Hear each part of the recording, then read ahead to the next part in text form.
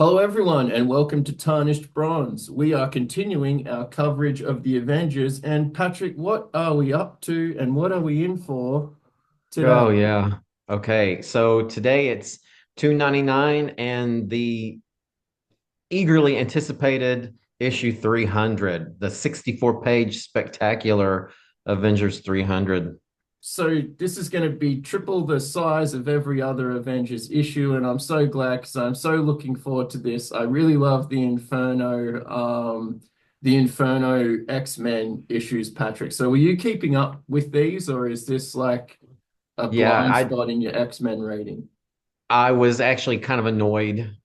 The X-Men seemed to be going so well, and then I didn't really like Inferno and the demons and the art of the demons and Madeline Pryor and the X-Men dying in Dallas. What you have asked me this before. The Yeah. X-Men dying in Dallas was the definitely the beginning of the end for me.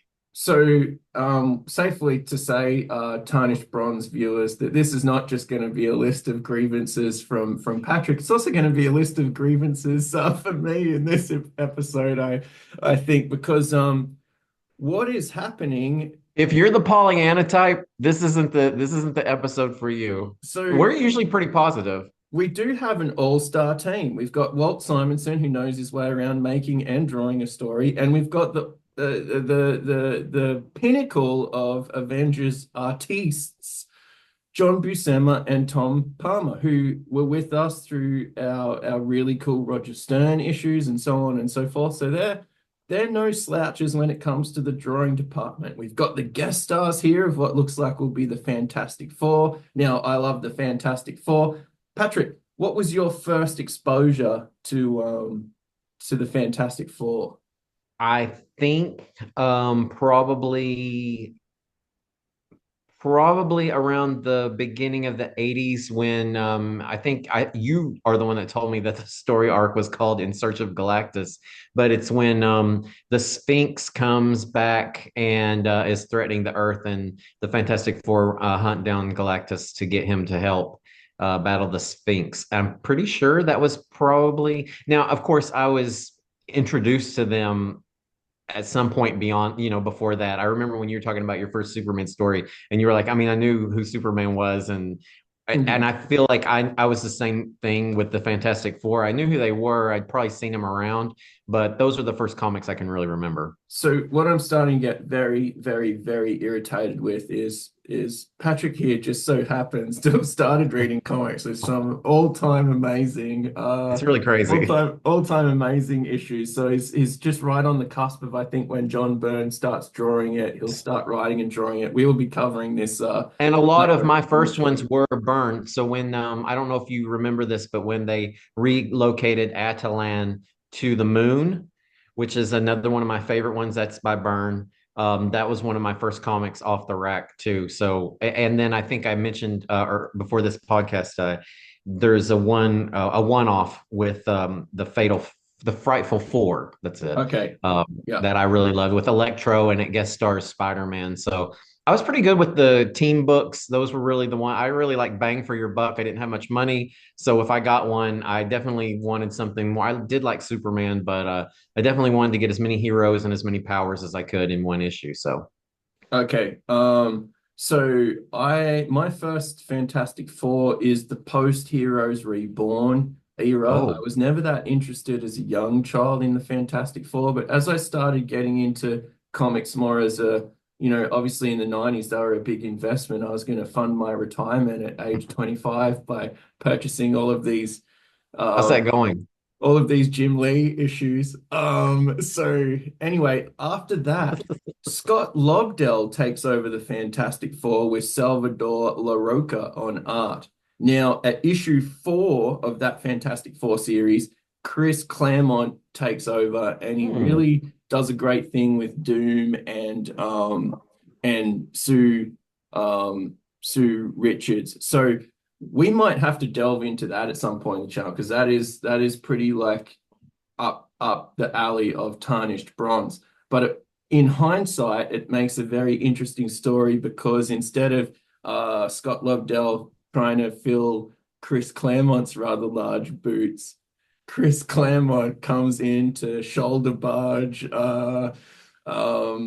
Scott Lobdell's kind of like first three issues of this rebooted Fantastic Four after the Jim Lee, Rob Liefeld, and friends kind of like 1 year of weird stuff happening with the Avengers and Iron Man and so on and so forth. So Patrick, my Fantastic Four initiation is maybe not as canonically excellent as your Fantastic Four initiation, but nonetheless, some of those issues are some of my favorite Fantastic Four issues because they were the first time I was exposed to them. And the Fantastic Four is a family, and we'll be getting into that here. And just before that, I'd like to do a real shout out to Paul, who had me borrow those Fantastic Four issues back in the day. So thanks, Paul, for that. Now we are embroiled, Patrick, and we made some sort of snide comments before that it's only recently that you have to get all the tie-in issues. But we have read Inferno and we have read Invasion. I think the first Inferno tie-in was last week's tie-in with Jarvis. Now we've Yep. got more of the same. Last week's didn't really seem like uh, that much of a relationship. And we always poo-poo these modern event issues because you need to read 50 others. But Invasion had 50 spin-offs that were only referred to in recap pages during the main Invasion storyline. Inferno seems to at least be running in normal comic books, but it's in X Factor, New Mutants, X-Men. You already said you checked out of the X-Men then. Were you reading any other, were you getting any other Inferno material, or is this I like, don't think so. I don't think so. I really wasn't. Yeah, I didn't appreciate the demon angle for whatever reason. And these are limbo demons, right? So this is like magic, Ileana, yeah, Rasputin, and that kind of yeah, stuff, right? yeah, Um, yeah, I told you before, I sort of got into the demon aspect of things when it was Satan, son of Satan, and the six-fingered hand of the Defenders, so early 80s, okay. completely different. The concept is different, and I guess the art design that the different artists stuck to when drawing it, because Inferno is obviously spread out across a lot of different artists. Six Fingered Hand was more of just a Defenders thing, so I really liked that when I was a kid. But by this time, it was kind of like the mechanical dinosaurs of comic books. I was just like, yeah, I don't care. Yeah. So it looks like this is trying to be two things. Firstly, we don't have any Avengers. So although Steve Rogers is back with some broken ankles at the end of 298, it seems that none of the other Avengers are out and about. I can only see Captain America on this cover and the Fantastic Four, but we need to build up a team to have 300 to kick off the next era of Avengers comics. So I don't know. I think if anyone can do it, Walt Simonson and friends can do it, Patrick. But let's see how this all pans out. Um, who doesn't want to start a comic with some kids getting tucked into bed? Like, what a that's the Avengers. They're assembling, they're tucking in, they're getting glasses of water. Like, what can't these guys do? Now, it's a very low bar to clear, but I think probably the reveal that the couple in Connecticut were Reed and Sue Richards was maybe one of my favorite parts of this issue. Because in rereading it, I mean, I know they're on the cover, but I didn't know what the point of the little scene with the kid going to sleep was, and they're purposely drawn, misleadingly. So that was a bit of a surprise for me, even though I was rereading it, so maybe I should have remembered. And the colorist is making a bit of a meal of this with that guy's already wearing pajamas in the next scene, but he has a dressing gown on, and it's just there's a whole bunch of there's one of many grievances, Patrick, that Well, I will. was being positive because, like I said, I mean, maybe it's maybe I'm just stupid, but just because I saw Reed and Sue on the front, and like I said, obviously this is a reread for me, so I knew, that they were going to join the team at least for the short term.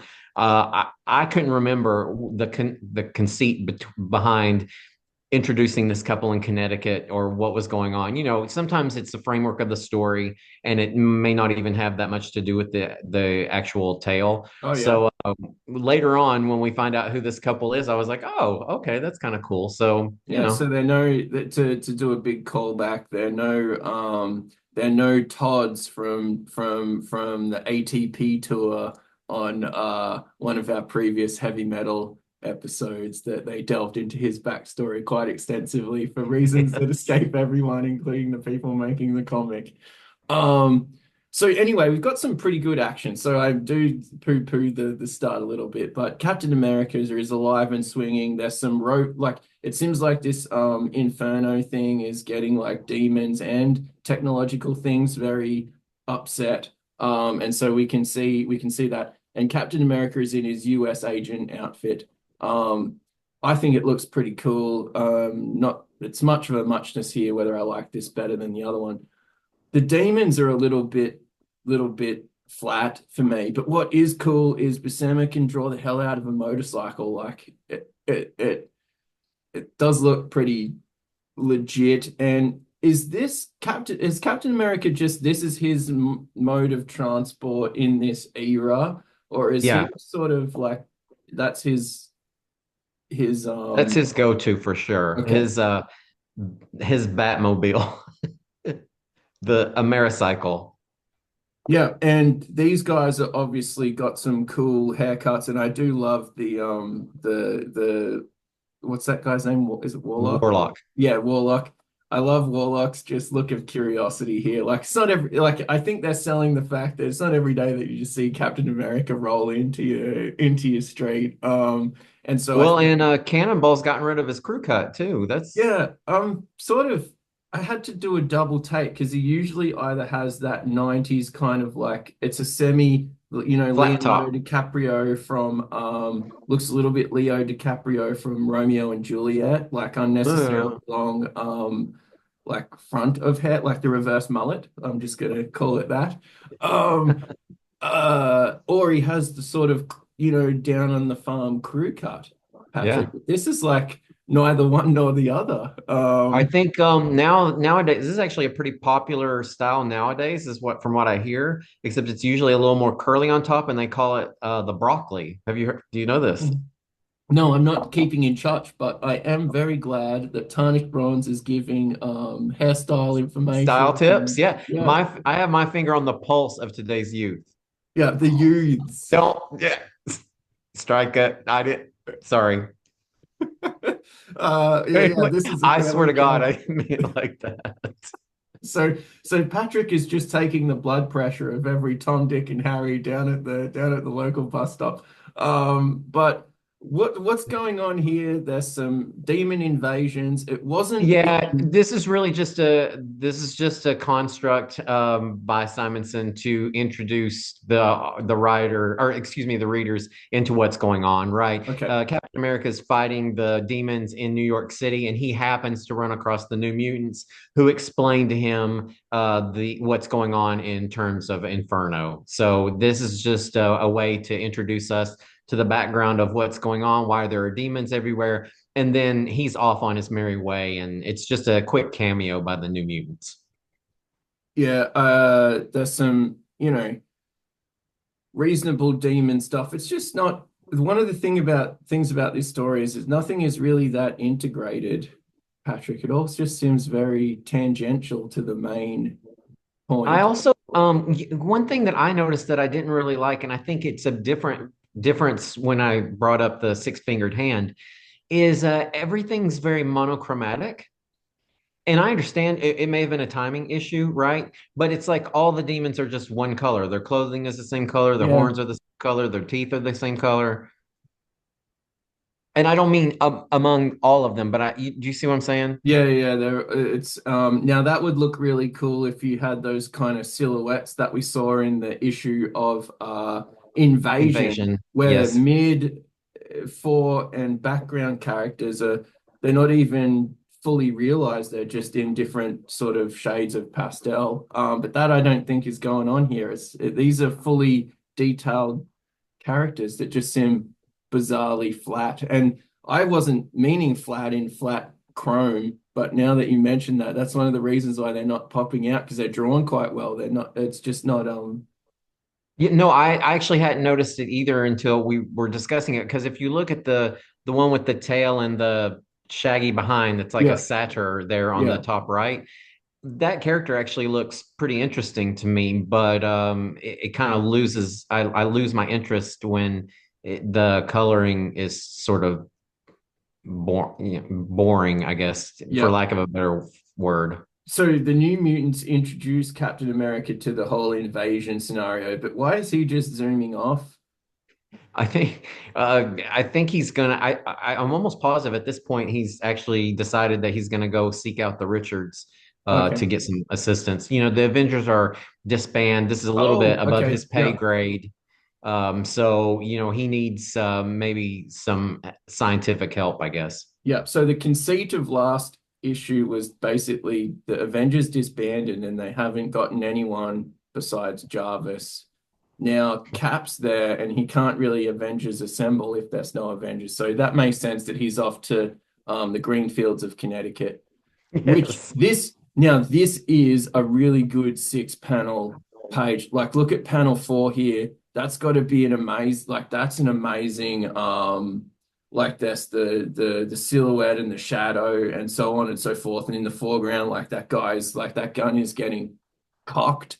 And and then it's not every day that you just like in the middle of a comic just shoot someone in the head. I mean it's pretty nuts when you think about it. With their kid, That's with their a kid hanging from your arm. yeah, that's a hell of a page, and this isn't even some public service announcement comic book like just end gun violence or whatever. This is just like no, we're just gonna have this in a normal issue for like children aged 8 to 12. Like this should be right up their alley. Just the more I think about it, the more this is a very subversive page. What did you say before about wish fulfillment? Oh yeah, yeah, just such really well composed. And they I mean, they like don't call him the orphan maker for nothing. yeah, no, it comes across as like a kind of dumb name. But when you put this page and you call, Mhm. oh, what's your name? I can just see those mid 90s action flicks or like late 80s to mid 90s action flicks and someone with the really gravelly voice just doing the voiceover. Orphan And like maker. they call him the orphan maker. And it just has like this caption here, like cocking the gun, like just grabbing that kid from the scruff of the neck. And by the end of this issue, we do understand why the orphan maker isn't a cool, gravelly voiced character, right? Because of what eventually happens to young Franklin Richards here. But for whatever reason, it just doesn't work for me. Uh, just it It's lowers the stakes and it makes it a little bit too much comic relief See, I for would me. have cut it here. Like, leave it to the imagination. Like, he cocks the rifle. Does he pull the trigger? Like, Well, that's the reveal too, though, right?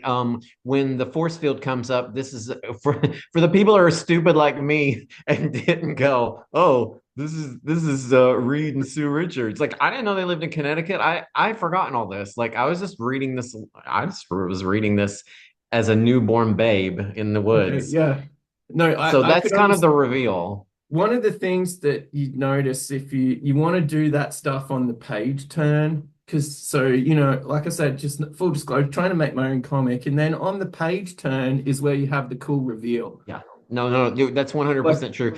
And as an adult now reading comics, I see that so much. And as a kid, I don't know, you experience it, but I don't think I necessarily noticed it. and But no, that's a good point. it just misfires a bit here because now we've blown our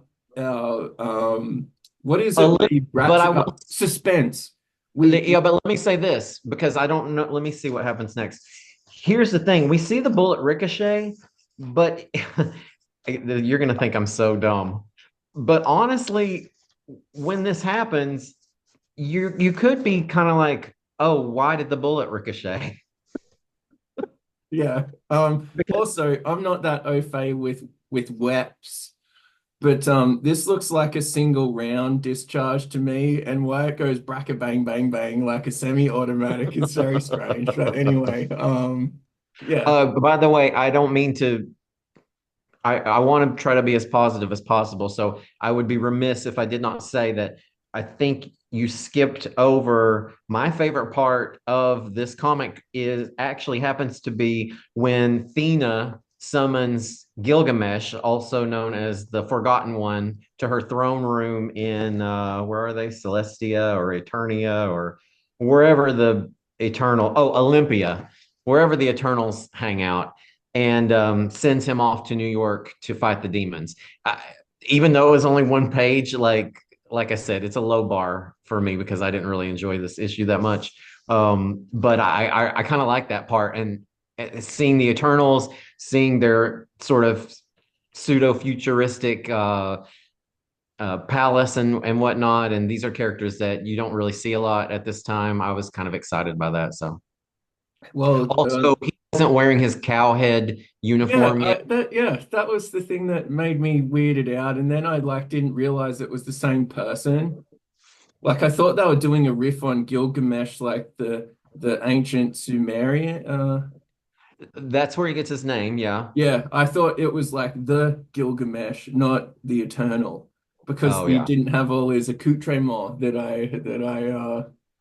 anyway, we then have Cap turn up a bit too late, right? So we've Gilgamesh is going to Earth, Cap is going to Connecticut, everything is happening in that you know, northeast corner. And just so bizarre.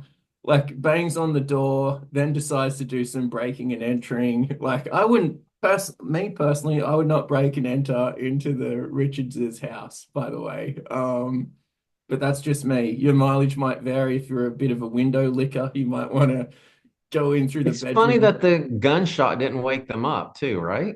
Well, I'd like to Oh, think, they were given the sleeping sand. Sorry, I forgot. yeah, come Yeah, on, get sorry. Get it together.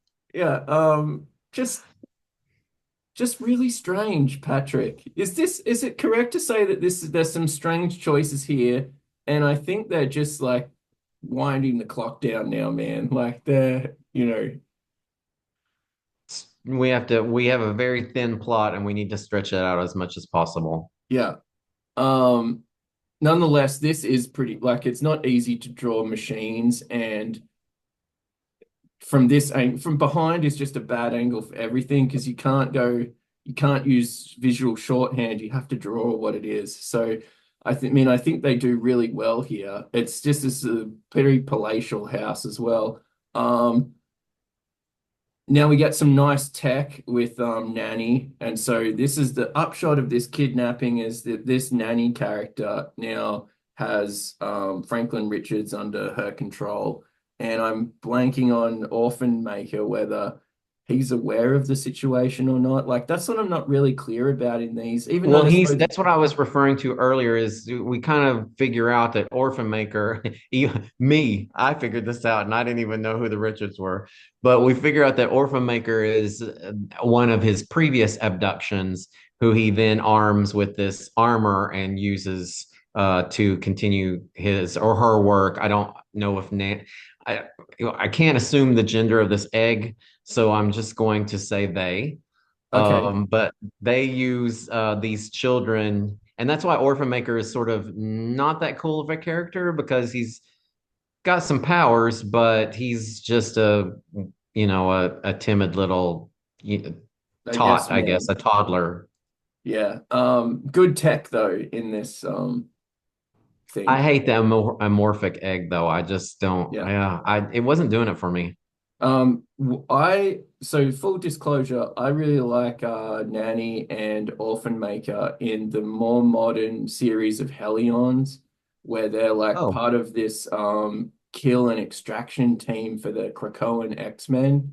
that Mm. seems really cool because Is like this for real? yeah, they're They nutters. reuse these characters. Yeah, yeah, yeah. And it makes they're quite compelling because they're kind of like an odd couple, right? Like one is very fastidious about the care of this orphan maker robot, but the robot orphan maker is just like this um force of nature that can be unleashed on X-Men So is villains. Orphan Maker in that one a small child in an armor Yeah, or no? well, it seems robotic, but a naive child. Hmm. Yeah, and so, I kind of think that everyone could see there's something in these characters that's good, but we just don't have the right mix. Like here, I think it's played too straight. Do you know what I Yeah, mean? no, yeah, maybe that's true because I do agree. The concept is interesting, right? And I get it, the nursery rhyme kind of angle, and she's an egg. They again. I honestly, even in rereading it, I think in my notes I referred to Nanny as being a man, but I guess Nanny maybe is connotated as a female, so I don't know. Yeah, They I'm don't they not don't trying really to give it away. I'm not trying to put anything in there. I read it in this Hellions issue as like she was a sort of female character. But Okay. if I'm misgendering a thing that is dressed up in an egg outfit, like I think we've gone too far down the rabbit hole. So I don't think they give it away though no, in this issue. Like it's sort of left to for you to decide. But yeah, anyway, I do think the concept is interesting, right? For this talking egg to be stealing children, and and you could make it. I almost think you say it's playing it too straight. I actually feel like maybe I would have liked it more if she was more evil. oh, okay, like not And just maybe not an programmed. Yeah, egg. Maybe if she was like an old Mother Hubbard, like a crone, or okay. like a Hansel and Gretel witch kind of a thing who was stealing kids. I mean, Okay. why am I rewriting this So, terrible issue? so Patrick, I'm just pleased that you've got like another avenue for your Hansel and Gretel fan fiction that you can write. Like, oh, I'm gonna insert them into the Avengers issue 299. I mean, honestly, I feel like this proves, if nothing else, that we can make anything interesting, quasi interest. I mean, maybe nobody else will agree, but I'm actually more interested in this issue talking to you about it than I was in reading it. So that's good. That's something. And I don't know why I zoomed in on this. I just thought that it's very difficult to get both of these characters to feel like they're interacting with each other because it just seems like tedious monologues because they don't have any it's hard to get the visual focal points for two robots, right? I I feel will that say, this is okay here. This is kind of like I feel that this is interesting at least. I do want to say too, because you've pointed this stuff out before, the posture of the orphan maker in this is evocative, right? I mean, you Yeah, can see that he's shrunken up, like that's hard to do with a bulky robot with no face. yeah, yeah. Imagine if he had those Black Knight exo things that were supporting Exoskeleton. him. Yeah. This is a good Yeah. face.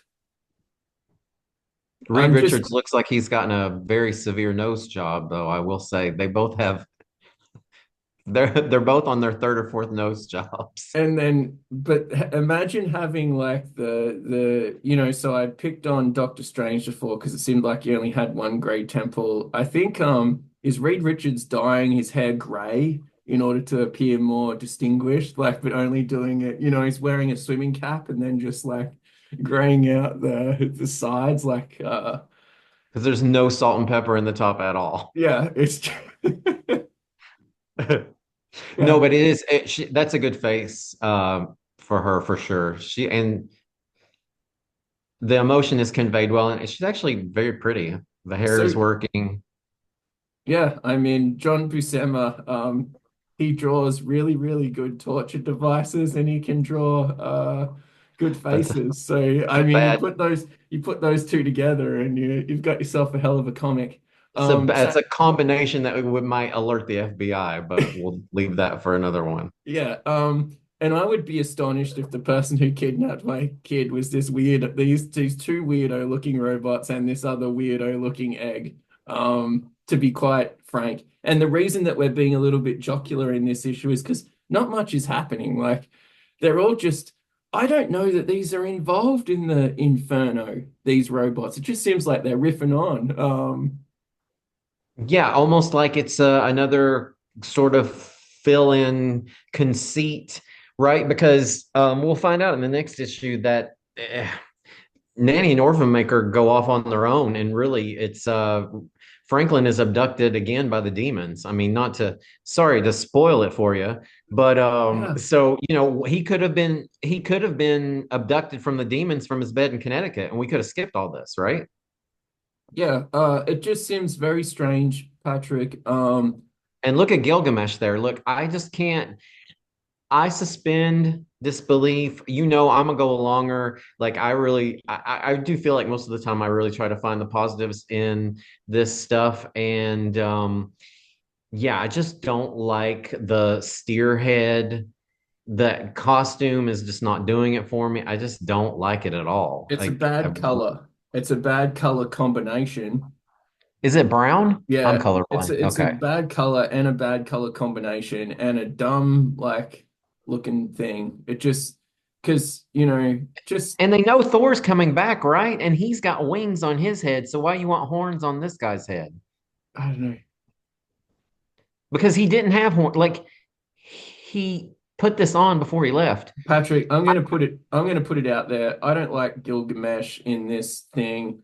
If this is the brave new world of the Avengers, I'm pleased it's gonna be all be overhauled. Don't worry, it'll all be overhauled in like less than 6 issues. It's so I true. just feel It's like what a missed opportunity, and we're gonna talk about this at the very, very end, about why this might be so. Because this is a very, very strange thing to happen. And by the way, the next issue is a big time anniversary issue. And I don't have any comments for this issue aside from Franklin is Reed and Sue's kid.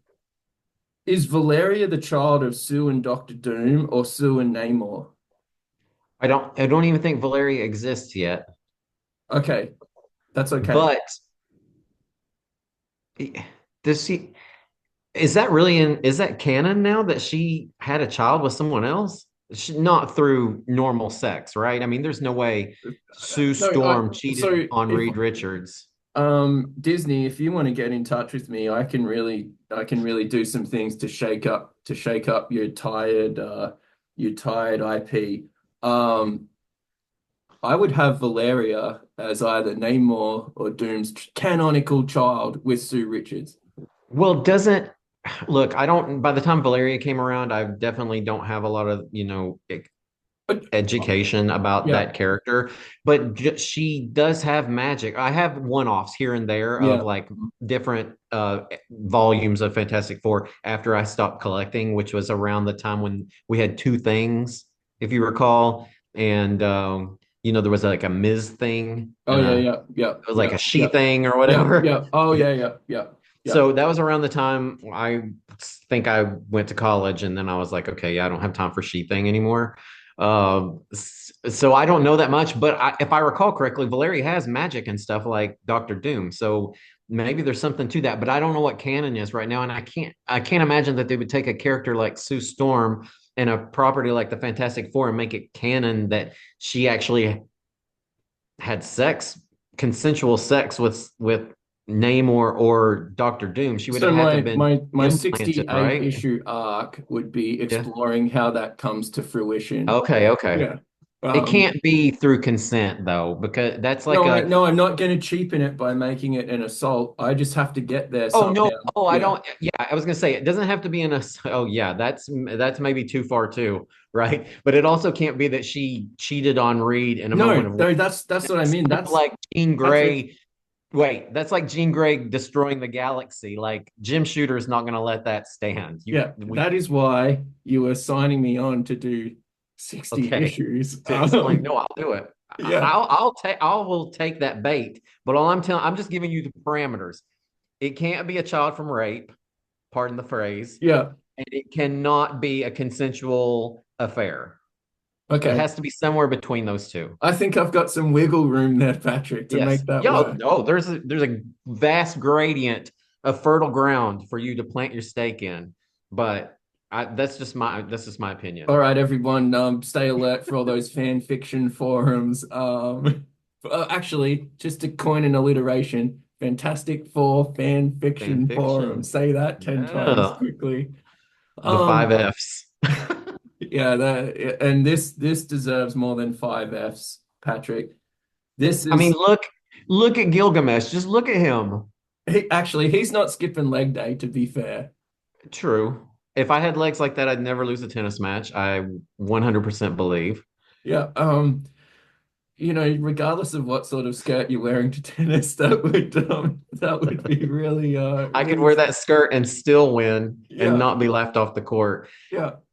Yeah, why is he wearing a cow's head? I don't, And if you're going to build, it's like a boxer, right? You need to control your narrative, control who you're fighting, because once you fight someone who's below your echelon, then you become tarred with that brush.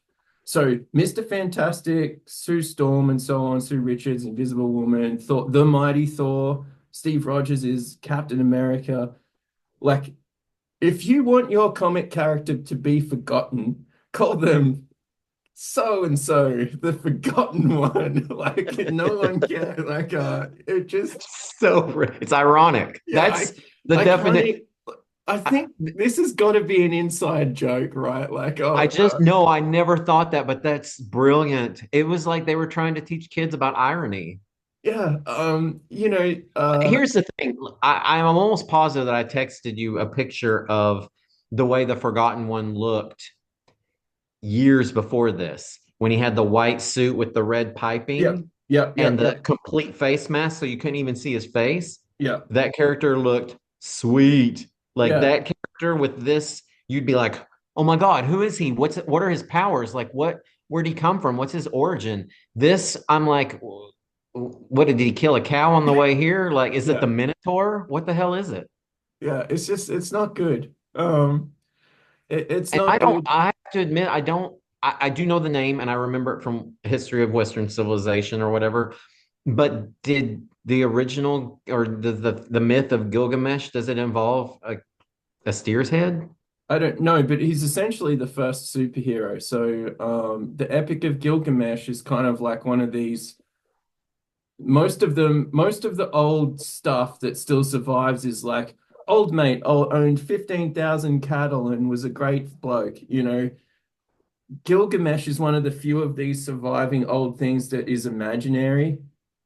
So, like, but whether the stories all tell the story of like this one guy called Gilgamesh, or whether Gilgamesh is just like the person that they used in the story, I think scholars are trying to like untangle that. So it's probably not like the nine labors. Maybe one of them involved hurling this guy's 15,000 cattle into some funeral pyre. I don't know, but yeah, it just seems so wasteful when you already have something really good. And you've already got Thor. So one of the things is like if we're marketing, if we're Patrick and Matt marketing experts, we've got okay, young men aged 8 to 12 are gonna just be really jazzed by Captain America. Young men aged 12 to 16, they need Invisible Woman along, and then kids who are nerds will need Mr. Fantastic. So I mean we're getting all of the things kids who are interested in fantasy and science fiction, we get that with Asgard and Thor. And then those fantasy kids can also get into like this cow looking dude. No, they're not. They're not. No. Also, we've got two guys with wings on their heads and then a guy with horns on his head. And I mean, just creatively, that just doesn't, it's not working. All right, so enough of I our also hate. Look. I don't mean to pick it apart, but I hate the Fantastic Four members being Avengers. I just that's lame to me. Why are they in their Fantastic Four uniforms? Because that's what we recognize them in. At least put them in new outfits or something. Put in so my way to fix this is get rid of the forgotten one. Forget the forgotten one. Put a letter A in the fours. Like done deal. Maybe even change the color. Yeah. Just make it different. Because one of the things that I love is Professor Zoom, the Okay. Reverse Flash, Yeah. right? Yeah. Just because of the character design. I say, what if they reversed it and made the white blue and the blue white or something Yeah. just random? I don't know. All right. So Disney know how to get in touch with the channel. Now this is a good page. Like All this of these is ideas are cool. our intellectual property Yeah. for Yeah. what they're worth.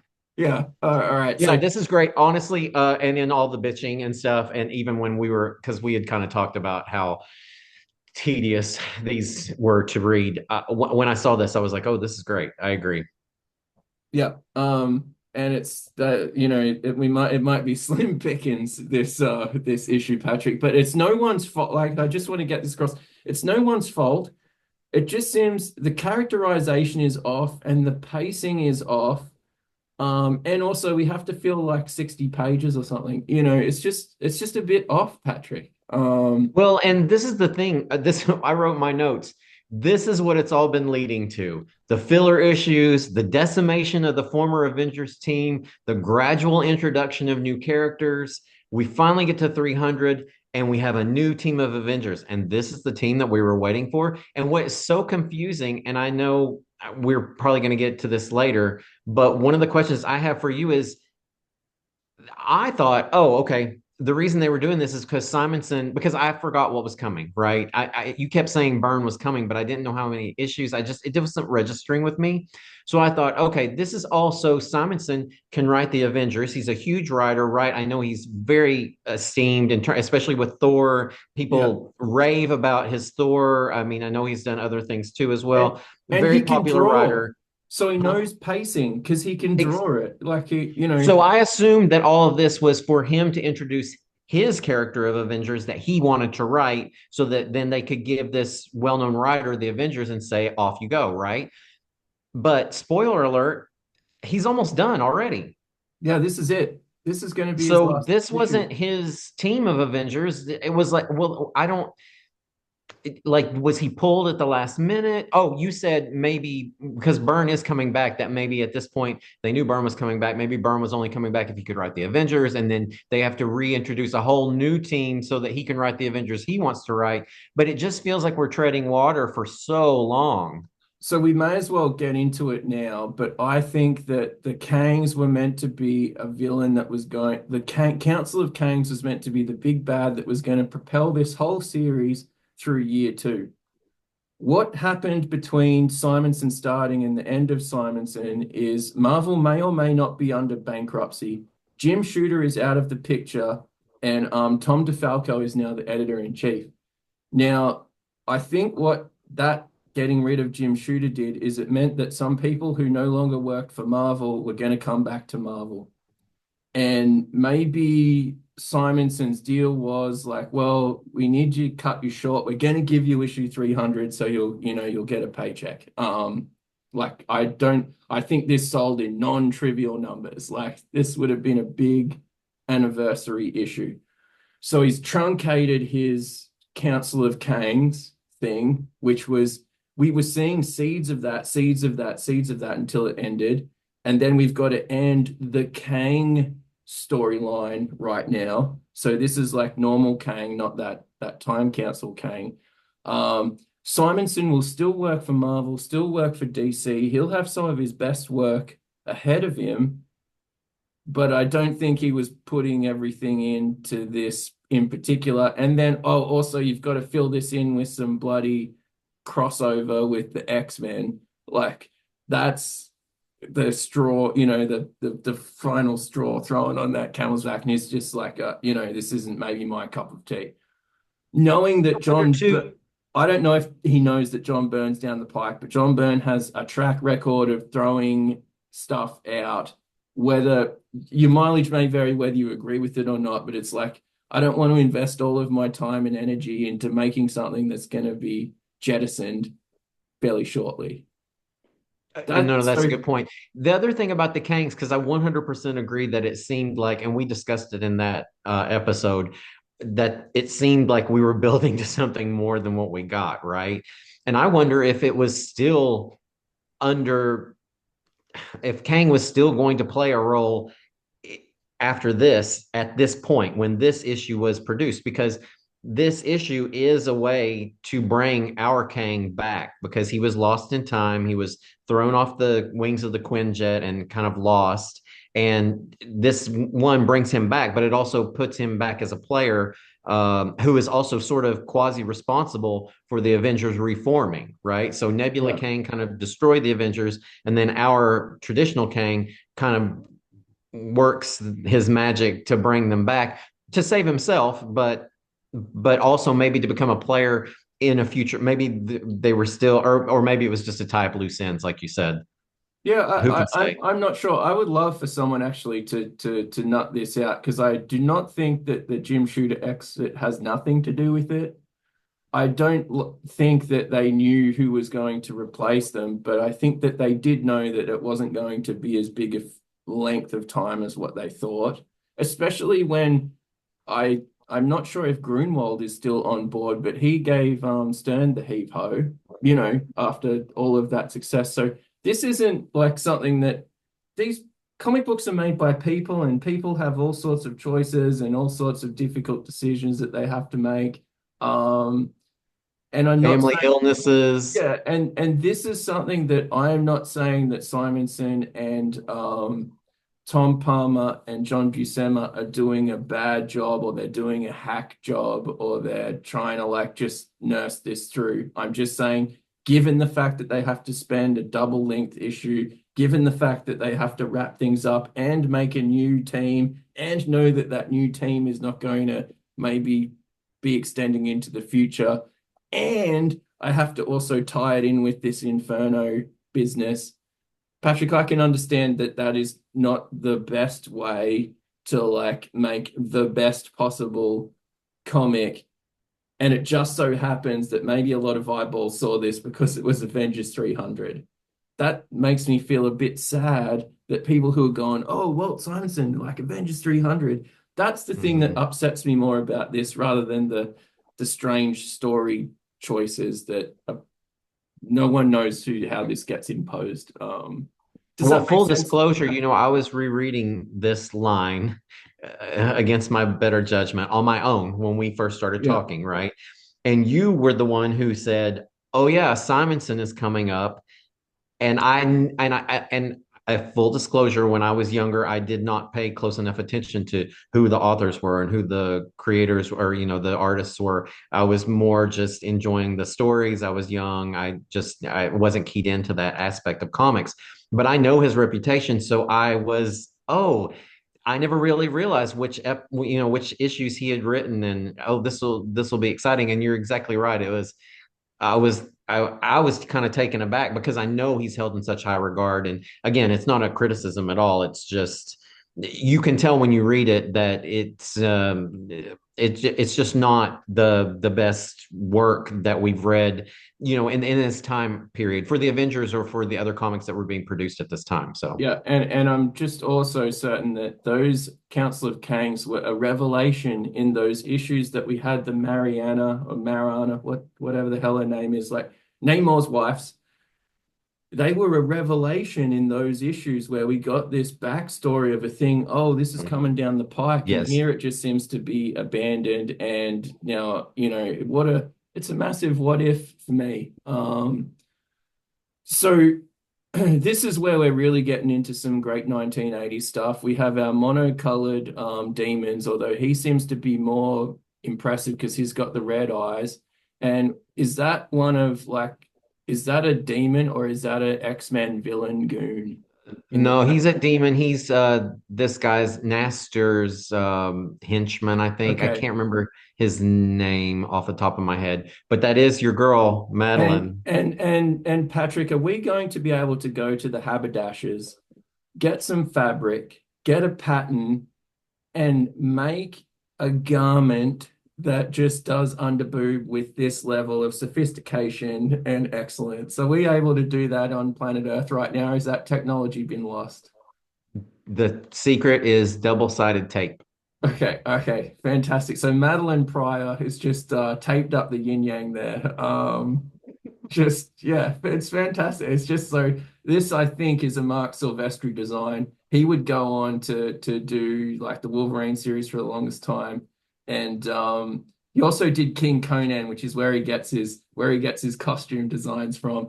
And he would also make Witchblade and a whole bunch of other things for his Image series. So maybe we'll get into some Mark Silvestri at some point on the channel. But here we have his Madeline Pryor design. She is the Black Goblin slash Black Queen slash something. I'm just the Goblin Goblin Queen. Queen. Goblin That's where Queen. you're getting Yeah, that. Yeah, it's not yeah, Black Queen. It's Goblin Queen. She just yeah, wore black. yeah, I was yeah. wondering where you were getting Black Queen for her, but yes, she was the Goblin Queen. I hate this story. I hate that storyline, and I can't believe I even remember that because I loved the X-Men at that time, and I was like, oh God, make it end. So I never liked any of the Madeline Pryor stuff, to be honest. Just get rid of her. Sorry. okay. And I think they did.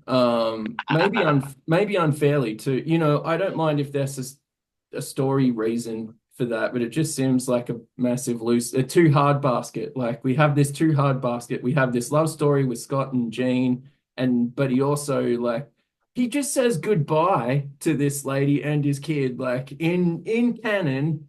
Yeah. Um, yeah, anyway, that's They a kind whole of did his character dirty in that way by making him, yeah, that was rough. He abandoned his wife and kid, and Jean Grey comes back and he's like, Madeline who? but this is So, Jean Grey, might I add, like the clone of Jean oh Grey. yeah.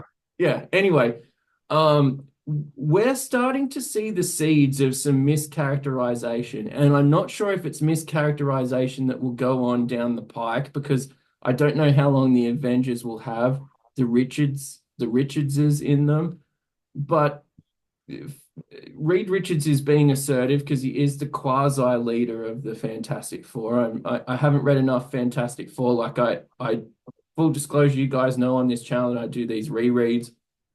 I actually haven't read those early John Byrne ones. That's the next kind of mission that I'll be on. So I'm not sure if it's like a democracy or if it's like a family the way I think, or if it's just like Reed Richards and friends and it's Richards's kind of thing. But they're trying to give him more of a say than the group, which is the key thing about the Avengers is they vote for their leader and so on and so forth. And Cap's not having much luck, and that'll kind of come up later. But basically, against these magical villains, Reed Richards is kind of like calling the shots, and you see him here, and you see him sort of organizing things. And this is good body language, like Captain America being below Reed Richards in the actual panel kind of mirrors what is gonna come on. And he's being very dynamic and very active in his leadership, Patrick. I'm not sure if I'm just capturing this because that's what I wrote in my notes. Like, oh, it No, seems no, like no. I had spoken about it too. First, I have to say that the white sombrero I find very distracting. yeah, I I'm not didn't. gonna let that go. But no, no, you're 100% right, and it was something that I picked up too. Is uh, Reed Richards is not super dictatorial. He is in charge of the Fantastic Four, and he does kind of call the plays. He's the strategist of the team. But it's more, at least when Byrne was writing it, and those are great. So once you get to that, you'll really, really enjoy them. But it's sort of a collaborative effort, right?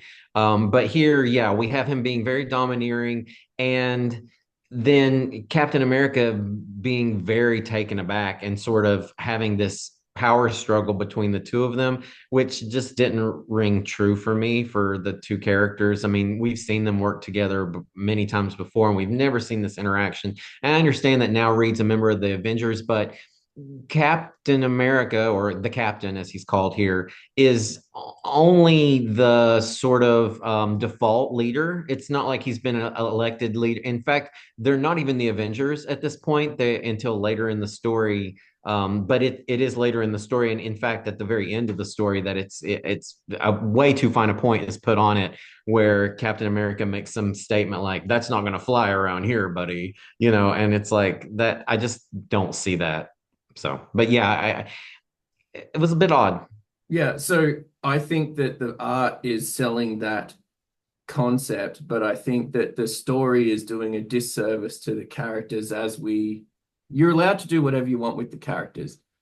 But when they're coming in and out, and when you haven't established this change of viewpoint, then it just comes across as very jarring. And that's what it comes across to me. Even though this artwork is great on this one, like look at all the city is all covered in the mossy demonic stuff. The Kang looks cool.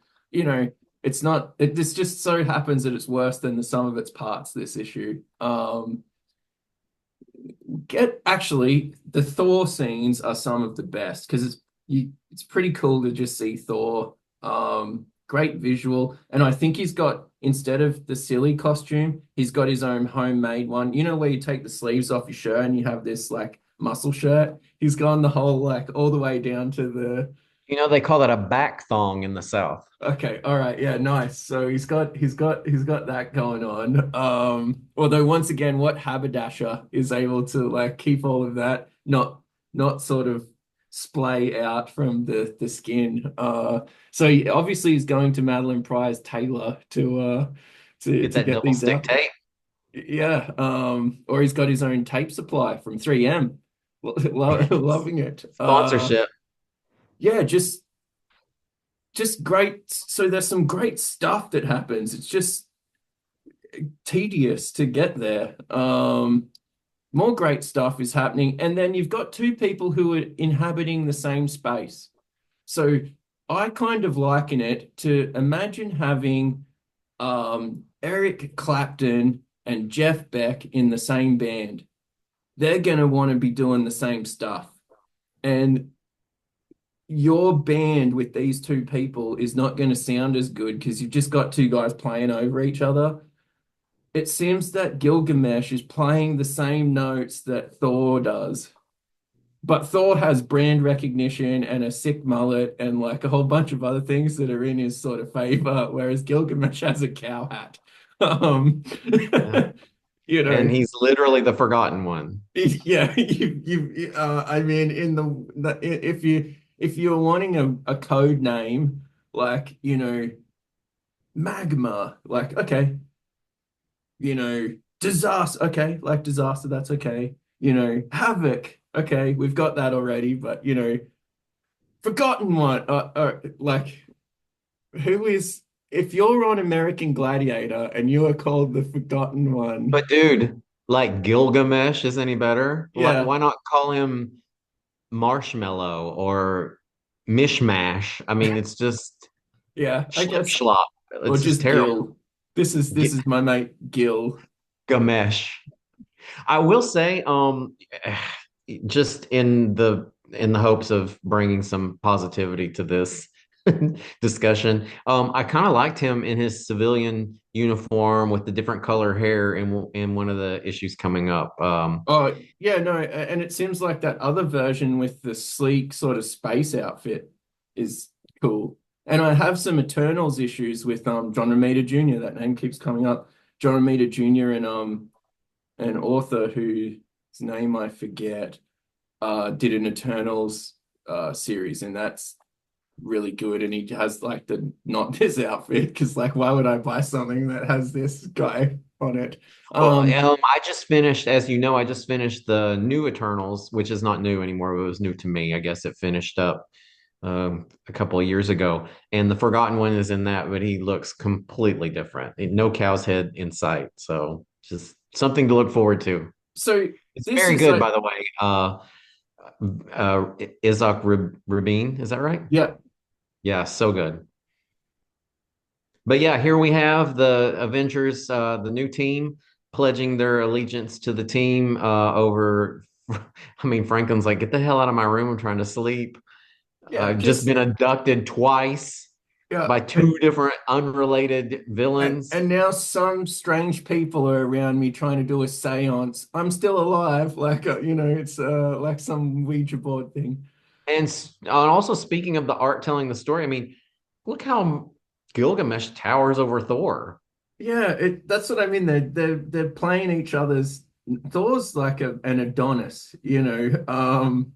Gilgamesh is like another species here. I think it's just they had to fit him into the panel and he But happened to be behind him. They so should have put so Thor probably back so there. Patrick, this costume though looks way more interesting than the other one. See, like it's got the ribbed armor Yeah. kind of stuff. And Like, get rid of the brown skirt and you've got me. Get rid of the cow head, get rid of the brown skirt, and and we're working with something. we both love a harness. I was gonna say, I was waiting for you. I thought you were gonna say me. I'm surprised that you want to put yourself in that, but okay, yeah. I mean, we love a harness. Yeah, just but Patrick, this whole issue, what a missed opportunity. Nothing of note happened except Thor did some cool Thor stuff, and there was some fun things on those stupid Dodgem car, bumper car looking hover ships that the Fantastic Four get around in. Everyone is Fantastic doing car. I think ev my favorite parts, besides the aforementioned, maybe I had a couple of things. The To meet the 64-page quota, we had the John Byrne drawn heads of all the people who'd been Avengers. Love that. When I was a kid, I would have eaten that up. I'm sure. I don't know that I had this issue when I was a kid. Maybe. I don't know. It's possible. But I love that. And anytime you get to see John Byrne drawn headshots, that's always a win. And then the quick retelling of the origin of the Avengers by Loki on the anniversary, where he kind of laments his participation. Didn't love the art. Very recognizable artist, but I can't remember. Oh, it it's was our Oh, actually, I guess it was Rolf Macchio. no, yeah, I think that is the art Simonson on that. Well, it says Macchio and Simonson. Okay, it does look like Simonson, but it just says storytellers. Yeah, I knew I recognized it, but I couldn't Yeah. remember. And from reading this, I was thinking of Simonson as an author instead of an artist. But you're Yeah. exactly right. Yeah. I don't love his art style compared to some other people's. Again, it's better than me. He's a legend. Don't get me wrong, Oh but no, he's lost on he's one of these guys that has a real strong suit. And he does those large designs really well, and they lend themselves to those like heroic spacefaring Asgard. Like you can get this guy to just go nuts on drawing like things that look cool, like cool aliens and stuff. Get him on board with that sort of thing. And you are right though, Patrick. He does draw things that look like big, so everything looks kind of big, and you're like, if you're used to those characters that are inhabiting like some sort of hideout or headquarters or whatever, I don't think it comes across in that sort of style. But yeah, just very bizarre, Patrick. And this new team, if you don't like it, don't worry, it'll be changed in a few issues. But yeah, it just which is crazy. my other query on this is the West Coast Avengers are succeeding big time right now in both the creativeness, the story, and the sales. Like the West Coast Avengers they have actually the Avengers, because I think John Byrne started West Coast Avengers and basically stole like all the good ones for his own book, which is maybe one of the reasons why we had Captain Marvel and She-Hulk and Black Knight and so on a few of our podcast episodes ago. Now, I don't know if he's going to change that team when he comes on board, but I think Tarnished Bronze will cover the John Byrne era, but we might just have a little bit of a breathing space with a few more fill-ins and stuff before that.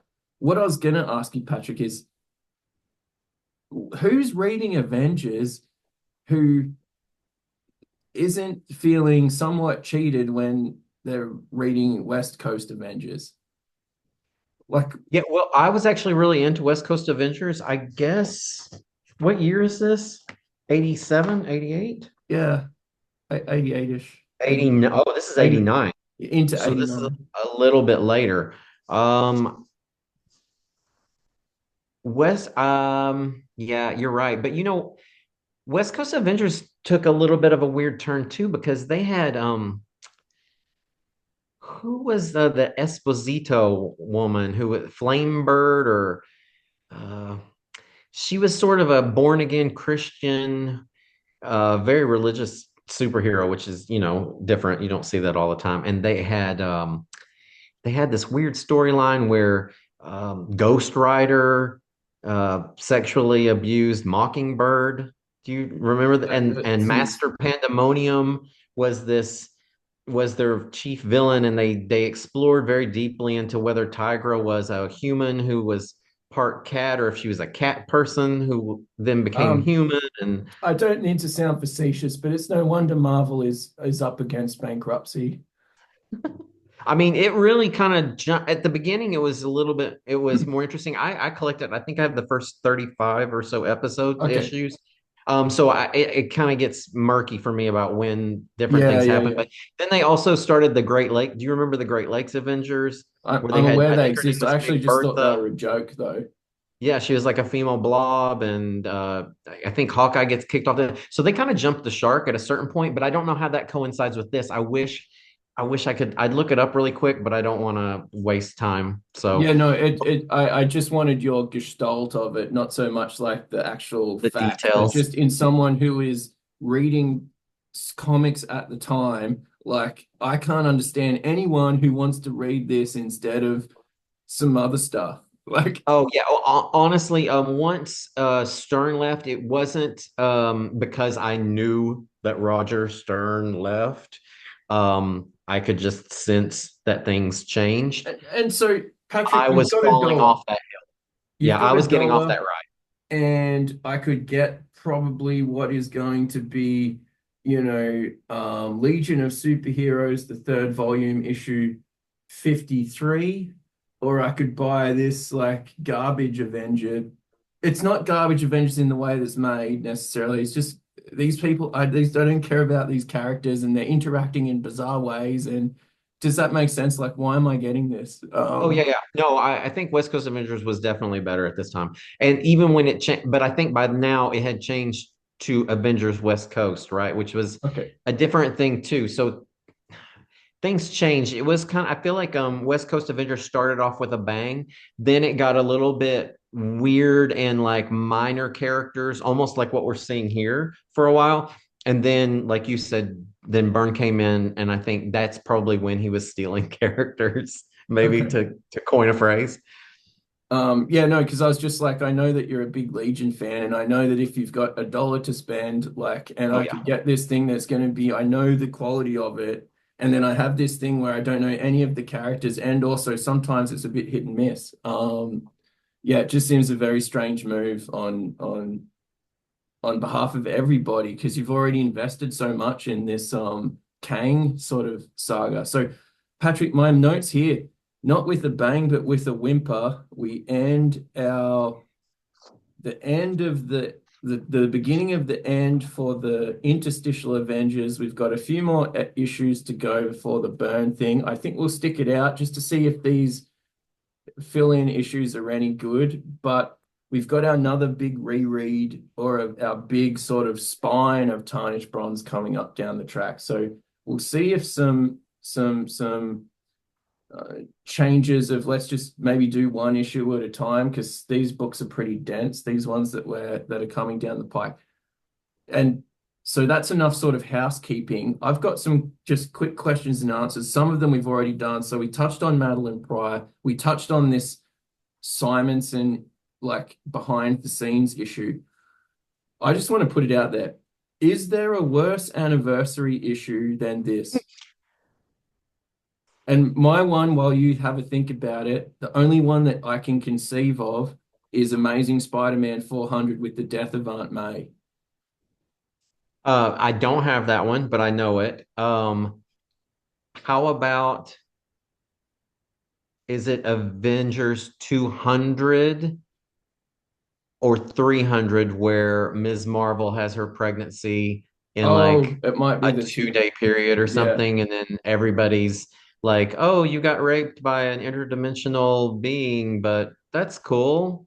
You're Yeah. pregnant. We love babies." Yeah, Like, that I don't know what I don't know what issue that is, or is it 250? I mean, it was a definitely an anniversary issue. I feel like I have to look that up. So Patrick, that seems both a character disservice and sort of poorly thought out, like a double whammy of like whereas It's not as bad as this one though. this is out Even of with that, I don't approve or endorse anything that happens to that because I know that's a universally reviled issue. And Chris Claremont had to revamp everything, and everything was explained away years later with another Avengers huge issue, like annual number so 10, so maybe. so that's a misfire on But behalf it's of still the not as bad as this. yeah. So I think what I'm trying to get at is that might be a misfire on behalf of the creative team. Like they had an idea and they didn't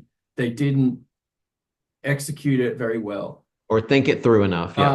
The death of Aunt May, they had a poor idea. It wasn't executed very well, and it has so many consequences and so many retcons that it like buries under its own weight. This is no fault of anyone doing it. It's a confluence of things that mean that we have to portray Reed and Steve Rogers as like sort of bitter, low energy people, like Like having a petty. pissing contest over Yeah, who's the we leader. have this cool event in the X-Men. Like I quite like the X-Men related stuff of Inferno that somehow is bleeding into the Avengers verse for reasons that escape me. For reasons that escape me, two cool characters in Orphan and Nanny are used and then like they're basically gone. I don't know if Gilgamesh ended up smashing the robot. I have no clue. Uh, Franklin Richards is used as a pawn in this, like literally just like as a battery, for want of a better word. Just but I don't think I don't think Franklin Richards is like known as being a mutant yet, right? I don't think so. No, I think they he know he has powers, but he's not necessarily a. yeah, so it doesn't make sense that the Hellfire Club would give a shit about that, or the Goblin Queen would care. Just so many bizarre things that are making the wheels fall off this that are of no fault of like it's not like oh this is the worst art I've ever seen. Oh, this is like the worst. It's just not interesting. Yeah, it's dull. Now we're going to have something that might come up in the future that's dull and also has nothing that I dislike about it, and that's almost worse. So at least there's things that I can attach to this and go, I actively hate this. Whereas some other things are just I passively dislike it, and it's just I don't a know if I waste. know what you're referring to. I can't It, wait to. it's just a waste of time. Like, why did we even do Oh, this? I kind of felt like that about this. Just the monochromatic demons and the growing man like leading the Avengers to the demon's nest. It just all seemed so prefabricated It's and very unnecessary. tiresome. Yeah. Yeah. And So very drawn out. 64 pages. This could have been a normal. I've said this many times about other issues, maybe not many times, but I know I've heard you say this. This could have been a normal size issue and had a B plot, and it would have been fine. It yeah, probably would have been better, way better. yeah. So Patrick, what are your highlights of the Simonson run? Oh, That's we need to make that our channel introduction. What are the highlights of the Simonson run? And Patrick just people think we're chuckling. talking about Thor, and somebody will dox me and come and murder me in my sleep. Because I know, like I said, I've heard, I don't think I've read it. No, I haven't read it, but I do like Thor. But I actually haven't read that run, but I know it's universally regarded That might be a positively. nice tarnished bronze dive into maybe two or three of the best of these. I do have to say though, and again, it's no cut on him, but I will just reiterate, his art is not my cup of tea. Well, one thing that I did have in my notes that we didn't cover was it's by my good friend and probably maybe my favorite Avenger of all time, Gilgamesh, who says who calls Nanny egg with a voice. So that was probably one of my highlights. The Me not realizing that the couple in Connecticut putting their child to sleep were reading Sue Richards. That was I like that. Um, I love the one page where Athena is in the boss lady of the Eternals and summons the Forgotten One who's basically been on hiatus for a millennia, I Yeah. guess, to go forge a sword down at the blacksmiths and head his ass to New York to fight demons. Um, I have a little bit more of an appreciation for Nanny and the Orphan Maker. Having talked through it with you, like I said, like you, I think you said it, but that's a bit of a missed opportunity. I definitely think that could have been better. I still like my idea of her being like a Hansel and Gretel, Okay. Agatha Harkness kind of witch would be. I don't. What does an egg have to do with kids? I can tell it does, but I don't know why my brain makes that. And maybe that's the genius of it. Yeah. Yeah. So Patrick, What about you? I know that you're able to make personalized modifications of all of your comics. So next time you visit, can you take this bunch Yeah. of Avengers comics and get a scalpel and make only a compilation of all of the cross Kang people and then wrap that in a cover Ooh. and just like I Yeah. just want to keep those pictures because they are so cool. But the Cross Kang stuff was still Stern, really, right? I mean, Yeah, no, but I mean they're in issues up to 297. So I mean that's where they come to fruition. So that's Machio still. no, When did? it's just immediately before the Jarvis issue is when they wrap up Oh, okay. the Kang stuff. Yeah, but that's what I'm saying. Wasn't that still Machio? When did Simon? What was his first issue? I think No. it's the start of Mariana.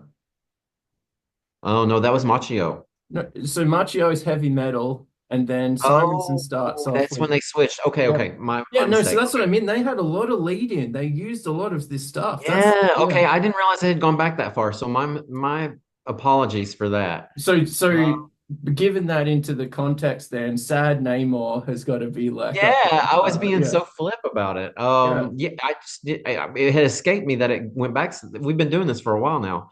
yeah. Um, yeah, I didn't like the Leviathan storyline either. It, so the best part about it is the B plots and C plots really sung because I was like, Also, I did say this. I didn't like the Leviathan Marina storyline, but when they discovered that she'd been building a nest, I thought that was sweet. I yeah, did like that. That yeah, was nice. yeah. It just it's got to come down as one of the biggest missed opportunities in Avengers history. This cross Kane Council. I Well, couldn't get it was so good that I think before Jonathan Majors kind of ruined his career, it sounded like that's where the movie franchise was going, right? With multiple versions of Kang, with this what do they call it? The Time Council or yeah. whatever that Loki was situated, or I don't know if you've seen the TV series, but it was pretty good. Um, it seemed like that's where they were going with the movie franchise, and that's obviously where they got this. So the people who own this must also understand that it was a missed opportunity, and that definitely some fertile ideas that just didn't come to fruition there.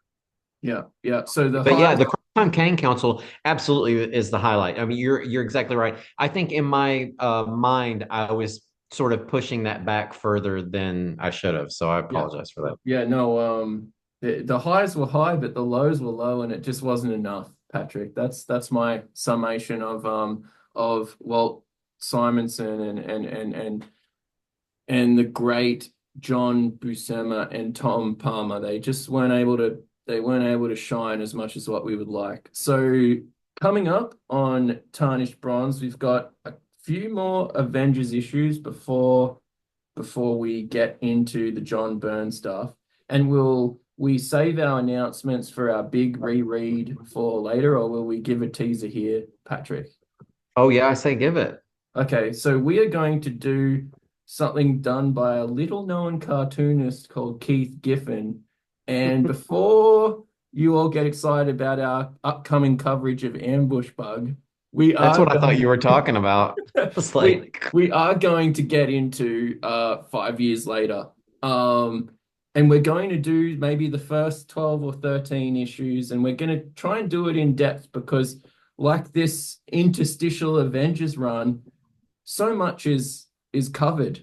The thing about this 5 years later seems that so much is covered and you don't understand it until you have all of the jigsaw pieces together. So I think it's going to be a really great dialogue between a Legion newbie like myself and a Legion old hand like Patrick in order to kind of like get some interpretations and impressions on what went on. And I know it's much maligned, but also much loved. And so Mm. I'm thinking we might be able to get, say, because we've got the distance now of 30, over 30 years now before between when that was made, the vitriol at the end of this Levitz run is maybe not what we're coming to that with. Whereas perhaps at the time, the fact that Levitz had done 100 issues or more to that point, if you include all of his Legion stuff. And I think he was just done. He went to DC editorial, and Keith Giffen was like, hey, I can do this, and I want to do it with my kind of vision. This is a guy who, like I said, he's done Ambush Bug. He's hot off Justice League International, which are hilarious, humor-filled books. So I can't wait to see an hilarious, humor-filled take on the Legion of Superheroes 5 years later, where it They is must just one gag after another. No, Patrick, they do you must have always any? be taken seriously at all times. I Okay. think, yeah, no, when you start with 5 years later, it's one thing. When you go from one to the other, it's so jarring. The 5 year jump, the drastic change in art, the characters have been just drugged through the So, mud. so I can, Purposely, it yeah, it suits it's in service of the story, right? yeah. That's what we're going for, a grittier, more realistic, sort of post-apocalyptic portrayal of the Legion, as opposed to the utopian life of the future that the Legion had kind of been based on since their incarnation, right? So that was very difficult, I think, for longtime Legion readers to accept. But as you say, if you start with 5 years later and also you do it 30 years later, Yeah. it's a little bit easier to swallow. Yeah. So I must admit I have read now up into and including all of the Levitz stuff. But what I'm sort of gearing my brain into is that Legion is Star Trek. The Legion that we're about to read is maybe Babylon 5 or perhaps just something that is a bit more grim. Not grim as in like, oh, dark stuff. It's just more, this is a lived-in world Yeah, no, rather than absolutely. an idealized world. And people change when they get older, and their priorities maybe aren't like, does Dream Girl like me or not? Like, I think, does that make Or sense, Patrick? oh yeah, no, absolutely. Or oh, we have this rule against killing, I mean, I don't know that I can't even remember how 5 years later treats that, but it's at this point, it's like our planets have gone to war against each other. Okay. Like we have bigger Yeah. fish to fry. So I think it's someone putting on their big boy pants. So if you're in the Boy Scouts, even if you're an Eagle Scout, you're still in the Scouts. Like if you're in Delta Force, you have a different, it's the same skills essentially, I imagine a lot of it, but it's a very different window of behaviors that you're doing. Yeah, no, it's much grittier, much like you said, much more lived in. Yeah, it's a completely different take, and yeah, hard. It was hard. I feel like at the time the transition was really quick. Well, So that's people what I'm going really, to have you there too, because you were there live going through it, which is a now different. I have to say, at some point, I'm not trying to back off I do have an expertise in this area, but at the time when these came out, um, I fell off somewhere around the end of the Levitz run. Okay. I did not. I was not sophisticated enough, and also I think for the timeline for my life, when 5 years later came out, I was completely off the radar. So I actually started those fresh and read those straight through, probably in my early 30s. Okay, no, that's great because So it's still a long time ago. yeah, And it was still, let me just say, even doing that, I filled in the gaps in the Levitt's run in the Baxter series, right? And then reread those and then bought all of those on a lot on Yeah. eBay or something and and it was still jarring for me at that time, probably however long, 20 years after it had been published, I was still like, oh my God, you know. So I had actually said to friends of mine that I had anticipated going back and rereading that just to see if I could appreciate it more than I did 15 or 20 years ago, because I really do think that I will. I think that I've become a more sophisticated comic book reader even in the last, say, 20 years. Whereas even in my 30s, it was more my old teen habits that had kind of carried over into my adulthood, where I still wanted that clean line. I still wanted that character to be readily visible and identifiable. And that's one of the problems that I do have, and we'll get into it with 5 years later, as I recall it, is there's a lot of troll face, there's a lot of blurs, and you kind of have to, like you said, I think earlier, and I don't know if this was on the podcast or just in our personal conversation, you have to work for it. Yeah, yeah. And I'm willing to work for it, but I think now in the reread, you're always willing to put in a little bit more work. So Yeah. No, I'm looking forward to sort of having a deep dive in every sense of the word rather than just yeah, it yeah. served to me. So stay tuned, Tarnished Bronze viewers. We will have a big change of scene coming up. And Patrick, anything you'd like to say? Have a good day. Yeah. Try and read something good over this next week and maybe give the Avengers 300 a miss. But other than that, enjoy your comic reading. We'll still be here on the next episode.